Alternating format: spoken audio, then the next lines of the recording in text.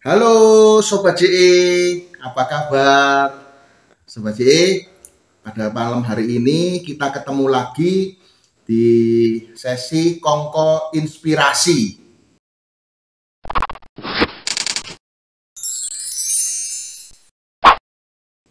Nah, pada malam hari ini Sobat JE, saya berjumpa dengan seorang teman, sudah kenal cukup lama, orangnya ada di sebelah saya saat ini. Nah, dia ini Sobat JE adalah seorang pewarta, pewarta di Keuskupan Malang. Tetapi selain sebagai seorang pewarta di Keuskupan Malang, ternyata teman saya satu ini dia juga adalah dosen dan juga aktivis anak muda gitu ya. Sobat JE, supaya lebih afdol, biar yang bersangkutan memperkenalkan diri gitu ya, siapa dia dan bagaimana nanti kita ngobrol lebih banyak. Silakan, brother. Oke, makasih, bro. Sahabat JE, perkenalkan nama saya Felix Sapindu, biasa dipanggil Bro Felix. Gitu Felix, ya, Bro Felix. Oke. Saya panggil Felix. Ya, saya sekarang ini dosen di salah satu perguruan tinggi swasta di Malang. Kemudian masih aktif di gereja, di pelayanan, termasuk bersama dengan Bro Erwin ini di CFM. Gitu ya. Dan Sobat JE, saat ini saya bersama dengan Bro Felix ini di Batu. Pelayanan. Kami sedang pelayanan bersama. Ya. Saya culik. Oke, lanjut Bro Felix. Siap. Oke, jadi pelayanan selain di CFM, saya juga aktif di Paroki Santo Andreas Malang di rumah saya. Kemudian posisi terakhir saya ini sekretaris ketua lingkungan. Sekretaris ketua lingkungan. 3 periode ketua lingkungan. Kemudian ganti orang, tapi tetap di sekretaris karena semua catatan lingkungan ada di saya. Kemudian saya juga masih diminta oleh Haromo untuk membantu pelayanan untuk mahasiswa. Jadi mahasiswaan di Keuskupan Malang, saya terlibat aktif begitu. Ya itu yang selama ini Bro Erwin saya lakukan. Dan Sobat JE kalau tidak salah Bro Felix juga dosen ya? Iya betul, dosen mengajar di perguruan tinggi swasta di Malang. Ya, tempatnya di Macung. Di Macung, Macung University itu ya? Betul, betul ya. Sobat JE, kalau di Malang itu ada salah satu universitas yang bagus, itu di Macung, ya, Universitas Macung namanya, dan Bro Felix ini dosen di sana, salah satu dosen di sana, dosen yang cukup familiar, salah ya. Sekalian di kemahasiswaan, sehingga dekat dengan mahasiswa. Ngurusi kemahasiswaan juga. Iya, saya kepala bagian kemahasiswaan. Ya, Bro Felix, saya ini ada pertanyaan yang menggelitik. Bro Felix ini kan saya lihat, Sobat JE, dia tuh punya banyak talenta, ya, pinter gambar, terus kemudian juga berwirausaha dan segala macam, sebetulnya punya banyak talenta. Cuman yang jadi pertanyaan saya, Bro Felix, ngapain sih milih jadi dosen itu? Jadi dosen di pendidikan gitu ya? Apa enggak enak bisnis? Apa enggak enak usaha? Apa kan duitnya lebih gede itu. Nah, kok tertarik jadi dosen ngurusi mahasiswa ini? Apa sih yang membuat Bro Felix itu kesana di sana? Bisa cerita enggak? Iya, oke, terima kasih Bro. Jadi sebenarnya ketika 2014 saya melamar dosen, itu saya ada pergumulan. Kebetulan saya ngobrolnya juga dengan teman-teman CFM gitu ya. Kebetulan saya ngobrol, Bro saya bingung ini, saya mau di pendidikan atau tetap bisnis begitu. Karena di bisnis menurut saya sangat menjanjikan dan boleh dibilang cepat kaya lah kalau mau bisnis itu ya. Itu ada pergumulan. Cuma dalam hati saya tertarik di dunia pendidikan karena saya ingin menjadi berkat bagi orang-orang muda, Bro. Jadi bagi orang muda, betul. Karena saya merasa bahwa orang muda itu di gereja Katolik kurang perhatian, kurang diperhatikan gitu. Oh gitu ya. Kurang ada pelayanan ke mereka. Maka saya fokus di pendidikan. Di situ saya banyak menjadi berkat bagi mereka. Entah rekoleksi, retret, mulai SD, SMP, SMA, juga perguruan tinggi. Maka saya pilih ini dunia saya, ini passion saya gitu. Dan ketika kita mengejar itu ternyata berkat selalu ada. Berkat selalu ada. Jadi berkat itu tidak selalu duit ya. Betul. Tidak selalu kekayaan. Seringkali dunia ini menyempitkan berkat itu identik dengan punya banyak duit. Padahal sebetulnya enggak, Sobat JE ya. Dan Bro Felix ini boleh jadi contoh bagaimana hidupnya dia rindu jadi seorang dosen, rindu berkecimpung di anak muda karena dia pengen hidupnya jadi berkat bagi sesama. Dan passionnya memang di situ gitu. Betul. Nah itu jadi berarti jadi dosen itu mulai tahun berapa? Saya dari dosen 2008. Itu keliling dosen honorer di banyak kampus. Oh, dulu masih honorer ya, Ya. dosen luar biasa ya. Betul, Ya, dosen luar terus, biasa di banyak kampus. Baru 2014 itu menetap di Unitas Majung. Berarti 2014 sampai sekarang Iya, itu betul. di Universitas Majung. Majung. Betul. Oke, baik. Ya. Nah, berarti terus tadi Bro Felix kan juga cerita nih, selain sebagai dosen ngajar itu dia juga sebagai bidang apa? Kemahasiswaan ya. Ya, di kepala bagian mahasiswa. Kepala bagian kemahasiswaan. Betul. Nah, Bro Felix, Nah. saya pengen tanya nih, baik di kampus maupun di keuskupan, kira-kira apa sih perbedaan yang sangat besar zaman kita dulu masih muda, masih Betul. Joko, Oke. gitu ya. Siap. Zaman kita masih Joko dengan anak muda mahasiswa zaman sekarang. Zaman sekarang. Mungkin mentalnya atau mungkin apapun saya nggak ngerti ya, karena Iya. Bro Felix ini yang Iya. profesional di bidangnya. Iya. Mungkin bisa cerita nggak sama Sobat JE? Oke, terima kasih sahabat JE. Ya, pertanyaan menarik menurut saya. Jadi betul, zaman Bro Erwin muda dengan zaman mahasiswa sekarang itu jauh perbedaannya. Jauh perbedaannya. Salah satunya yang membedakan adalah apa ya? Kalau zaman dulu kita tuh rindu untuk kumpul bersama, ngobrol gitu ya, berkomunitas, berkumpul itu dulu tuh ada kerinduan. Sekarang tuh enggak. Justru saya sebagai pembimbing gitu kesulitan untuk ngumpulin mahasiswa. Misalkan, oke, mahasiswa Katolik di kampus A gitu kan.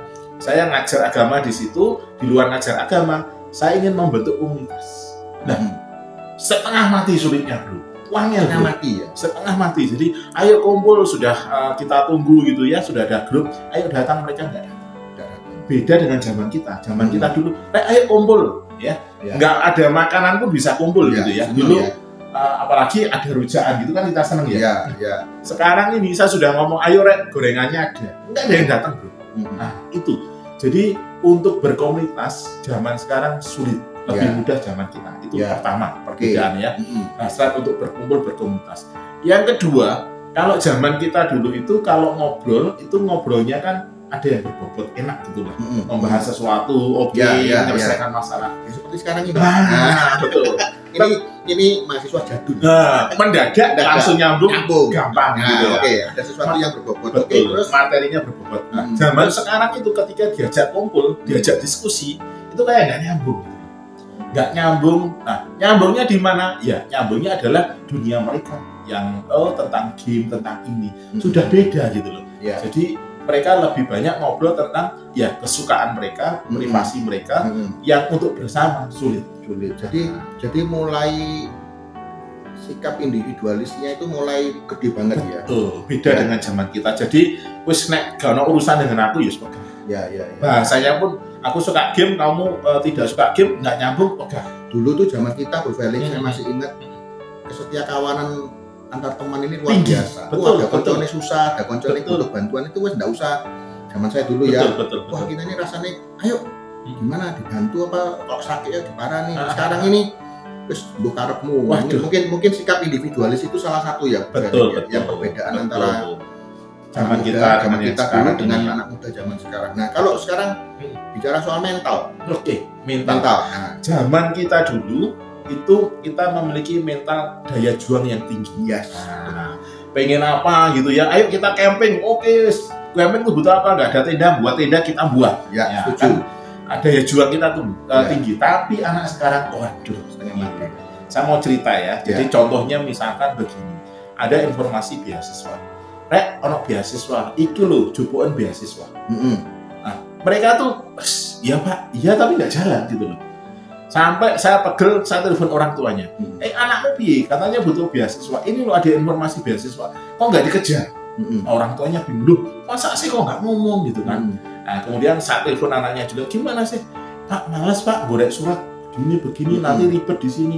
Nah, padahal dia butuh uang, padahal dia butuh beasiswa untuk ngejar gitu tuh nggak ada daya juang. Nah ini kan gregetnya, modelnya. Nah ini mentalitas mahasiswa sekarang tuh seperti itu, anak-anak muda sekarang. Jadi kata kuncinya Sobat JE daya juang. Betul. Ya kalau bahasa saya ngalami dulu kita itu tatak. Betul. Ya dulu saya masih ingat masa muda. Ikut pecinta alam, naik gunung. Ya terus panas hutan. Zaman sekarang panas, wes gak budal, mundur, mundur wes. betul. Hujan masuk angin. Nah, ini sih mungkin mental itu ya, Betul, salah betul. satunya ya. Iya, betul. Jadi konkretnya begini, saya ajak rapat gitu. Nah, ayo kumpul jam sekian gitu ya.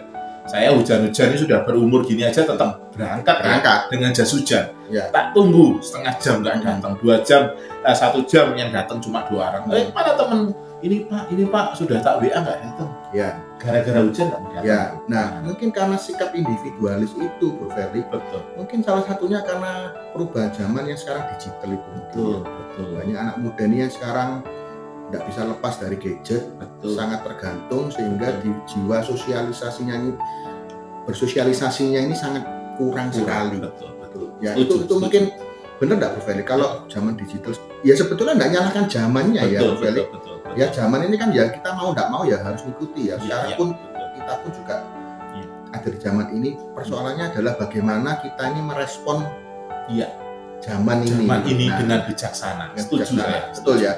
Nah gimana kalau Bro Felix lihat sekarang zaman digital ini dengan kehidupan mahasiswa ini gimana sih?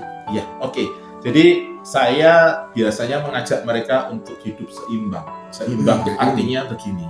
Ketika kamu butuh digital, ya sudah ini waktunya kamu pakai. Tetapi ketika ini sudah nggak butuh, kamu di ruang publik bersama-sama, ya tinggalkan. Nah, gadgetmu tinggalkan ya. Jadi harus seimbang, kita harus situasi kondisi di mana kita menyesuaikan. Nah, ini saya tertarik ketika saya memasukkan anak saya di sekolah SMP gitu ya. Kemudian ada peraturan mengenai gadget. Gadget bisa dipakai kapan, di mana, pada saat apa itu jelas. Nah, saya setuju dengan seperti itu. Kita juga harus tegas. Dengan anak pun saya ngomong, "Nak, ya boleh main gadget itu nggak salah, tetapi salah ketika kamu tidak pada tempatnya, tidak pada waktunya." Nah, kita sepakati kapan pakai gadget seperti sekolah. Sekolah aja ada peraturan, maka di rumah saya sama. Nah, ketika jadi ngomong ke mahasiswa kan bebas ya, mereka nggak ada waktu. Maka saya ngomong, kamu harus tegas dengan dirimu. Kapan kamu pakai gadget, kapan tidak. Mau rapat bareng ya sudah, tinggalkan gadget, kita rapat bersama, kita ngomong hal tentang kebersamaan. Sorry, Bro Felix, berapa anaknya? Saya 2 anaknya. Anaknya 2, Bro JE, Sobat JE. Ya. Apa, umur berapa sekarang? Kelas 1 SMP sama kelas 2 SD. Nah, ini masa-masa yang butuh perhatian khusus nih. Masa kelas 1 SMP dan kelas 2 SD. Ya, ini masa-masa kritis. Masa-masa kritis. Masa-masa mulai SMP ini juga, wah ini bahaya ini ya. Gitu ya. Jadi, Bro Felix, tidak salah dengan modernisasinya, dengan digitalnya, dengan gadgetnya. Tapi pakailah dengan bijaksana ya. Jangan sampai nanti kalau sudah di rumah masuk kamar sendirian, dolinan handphone, gadget terus ya. Padahal di situ ada orang tua. Ya, ngumpul gitu ya, ngumpul cerita. Ada tugas juga, yang kerjakan tugas, jangan gadget terus sampai lupa. Ya, gadget itu perlu. Kadang-kadang kita Sobat JE tugas-tugas kuliah seperti sebagai dosen itu tugas kuliah itu ya pasti membutuhkan internet. Nggak mungkin gimana zaman dulu terus golei buku, nggak mungkin ya sudah kita pakai itu. Tapi ya boleh, nggak apa-apa, nggak salah. Saya tidak anti dunia digital saat tidak anti gadget. Tapi sekali lagi pesan Bro Felix bijaksana. Ya. Nah, Bro Felix, sekarang ini kita beralih untuk orang tua. Nah ini siap. Saya soalnya Sobat JE, saya juga ingin belajar dari Bro Felix. Anak saya itu juga mahasiswa, masih anak muda. Bagaimana sih kita ini sebagai orang tua mendampingi anak-anak muda sekarang, Sobat JE, karena sekali lagi jadi orang tua itu tidak ada sekolahnya. Betul. Kalau sekolah golek di seluruh dunia tidak pernah ketemu Sobat JE. Nggak ada kurikulumnya. Mau bayar berapapun tidak ada, cari tidak ada. Saya pun ingin belajar dari Bro Felix yang memang profesional di bidangnya. Kita sebagai orang tua yang punya anak muda ini, kita ini harus bagaimana sih dengan dampak digitalisasi ini? Oke, terima kasih Bro. Jadi kebetulan saya di kemahasiswaan, maka salah satu agenda yang saya buat untuk di kampus saya, itu di kampus ada yang namanya Parents Day untuk mahasiswa. Apa? Parents Day. Oh, Parents Day. Hari itu orang tua. Hari itu orang tua. Jadi mahasiswa baru, orang tuanya kita undang. Jadi kalau dulu di SD, SMP ada kan, di kampus itu saya ada. Di kampus yang lain belum tentu ada. Tapi di kampus saya ada. Kenapa? Itu adalah momen penting untuk cuci otak orang tua. Nah, jadi di situ kita ngomong program kampus termasuk program bagaimana pembinaan karakter anak. Kita sampaikan di situ. Kampus punya program seperti ini, seperti yang sekolah anak saya tadi, hal kecil. Di sekolah penggunaan gadget bla bla bla. Nah, itu tegas sekolah seperti itu. Maka kita juga ngomong untuk di rumah orang tua harus seperti itu juga. Nah, maka untuk orang tua yang mahasiswa kita juga wanti-wanti. Jangan pernah meninggalkan anak. Informasi A, B, C harus diingatkan tanggal sekian itu tugas orang tua mengingatkan mahasiswa misalkan bayar keuangan misalkan. Dulu kan SD SMP orang tua, kuliah harus anak sendiri. Nah, anak yang melakukan dan orang tua memantau, memantau. Kemudian juga tentang hasil studi juga kita sampaikan ke orang tua juga harus memantau. Jadi intinya peran orang tua apa? Tetap harus memantau, tetap harus memperhatikan, tidak ditinggalkan. Pokoknya tak bayar beres. Kan dia mahasiswa, bukan lagi siswa. Menurut saya tidak tepat ketika kita tinggalkan sama sekali enggak. Tetap harus ada pemantauan, tetap harus ada perhatian. Ada kasus bro. Kenapa? Orang tua datang ke saya, Pak, ternyata anak saya tidak kuliah, padahal sudah minta uang ke saya setiap hari pergi ke kampus. Nilainya kosong. Dan kampus ngomong, loh, anak ini loh tidak KRSM, tidak menjadwalkan memilih mata kuliahnya dan tidak bayar. Orang tuanya kaget ketika, loh kok akhir semester nggak ada nilainya, udah kuliah kok. Wah, bingung, loh kok bisa ya begini. Nah, ternyata apa? Orang tuanya ya sudah saya kasih uang cukup, saya tidak pernah sesekali lihat jadwalmu anak, informasi dari kampus apa, nggak pernah tahu, makanya loss, hilang. Nah, jadi itu apa ya Sobat JE, orang tua pun perlu kerjasama. Betul. Ya, kalau kita bicara anak muda, perlu kerjasama dengan pihak kampus, termasuk juga pihak gereja mungkin, termasuk kan Bro Felix ini kan juga di kepemudaan keuskupan mungkin dengan anak-anak muda, dengan rekat, dengan UMK itu ada orang tua harus kerjasama. Betul. Nah, seringkali Sobat JE saya juga ketemu dengan banyak teman-teman saya yang seusia saya Sobat JE, dia bilang begini, anak sudah besar loh ya, biar ngurus hidupnya sendiri loh, ya enggak salah bagi saya itu, ya bener, masuk anak itu mau ditutno kemana-mana kan enggak bener juga ya, kita enggak bijak. Tapi bukan berarti tanpa kontrol. Betul. Bener ya? Setuju. Harus dikontrol Sobat JE. Saya sendiri makanya saya ingin belajar dari Bro Felix. Saya ini juga sampai hari ini tahu loh. Anak-anak saya itu bergaulnya dengan siapa. Itu saya tahu. Betul. Ya. Terus kegiatannya dia sehari-hari. Meskipun enggak secara terus 24 jam saya ngikuti, tapi saya ngerti Sobat JE. Nah, kayaknya harus gitu ya. Betul. Felix ya. Jadi sahabat JE, kebetulan saya di bagian kemahasiswaan, kasus-kasus seperti yang saya sampaikan itu hampir setiap tahun ada. Hampir setiap tahun ada. Anak yang ngomongnya kuliah ternyata tidak kuliah. Uang sudah dikasih, pergi dari rumah, berangkat ke kampus, nggak pamit, tetapi nilainya 0 karena memang dia tidak kuliah. Nah, ini maka butuh sesekali gitu ya, orang tua memantau mana sih minimal uangnya udah dibayar, tanya ke kampus dan seterusnya. Itu butuh kontrol lah. Kontrol. Setuju. Gitu. Saya ingat ini Bro Erwin. Jadi ada pepatah dari bahasa Latin yang mengatakan bahwa kebijaksanaan itu ada di tengah-tengah. Kebijaksanaan ada di tengah-tengah. Tidak ekstrim kanan maupun ekstrim kiri. Ekstrim kanan konteksnya ini adalah membiarkan anak, ekstremis saja jangan. Nah, itu ekstrim kanan. Ekstrim kirinya apa? Ditutne terus anak. Ditutne, didikte. Nah, kebijaksanaan itu ada di tengah-tengah. Tidak loss, nggak memperhatikan, juga tidak loss terlalu mengekang anak. Jadi ada di tengah-tengah. Sobat JE, ini quote yang menarik dari kutipan dari Bro Felix dari satu peribahasa, kebijaksanaan itu ada di tengah-tengah.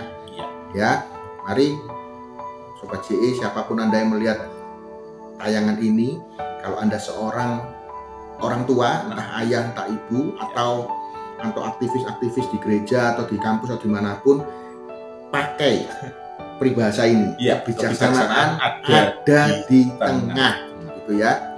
Oke Sobat JE, kayaknya ngobrol kita singkat, tapi kayaknya ini luar biasa. sip, istimewa. Ya, saya senang sekali malam hari ini ketemu dengan Bro Felix yang luar biasa. Saya banyak belajar dari beliau Sobat JE. Sama-sama. Ya, seorang pewarta yang hebat di Keuskupan Malang, tapi juga seorang pemerhati pendidikan dan praktisi yang saya percaya punya banyak pengalaman. Ya.